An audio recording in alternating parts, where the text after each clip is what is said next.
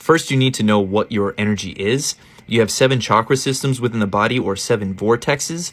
The term chakra is basically used to describe invisible energy that's within your body. And if you've ever noticed how there's 7 chakra systems, also 7 luminaries, 7 layers of heaven, as within, so without, as above, so below.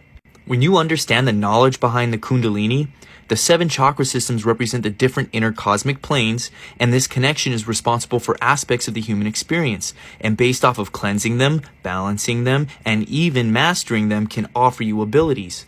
In my previous video, I mentioned how none of the holy scriptures known to man, not any of them, were meant to be taken literally. These religious institutions in today's society know this, and since they want control over you, they have been teaching you to read and accept scripture in a literal context. Christianity is a relationship with Christ, but that relationship is with yourself. You are the Christ within, and when you communion with yourself, you discover inner peace, self-acceptance, and a loving divine aspect on life. When your energy systems are functioning properly, you may experience things like time moving really fast. And if time is moving really slow for you, that means your chakras are not as active as they should be. Not taking care of yourself mentally, emotionally, physically can easily make your energy stagnant. You also have to understand what is karmic energy.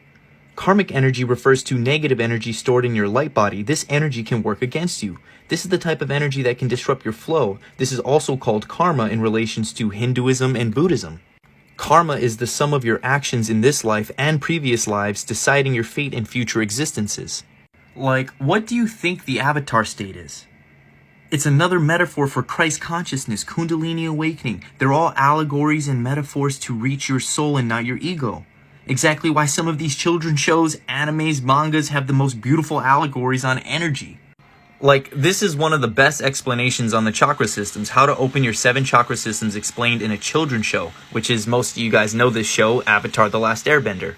Energy can't be destroyed, which makes sense why our souls are eternal. Also makes sense why reincarnation is real, whether you want to believe it or not. Which is also why you'll continuously relive these cycles until you learn from them, until you raise yourself above them. Which is another reason why some of us might have been sent back down here to help the collective. But at the end of the day, who knows?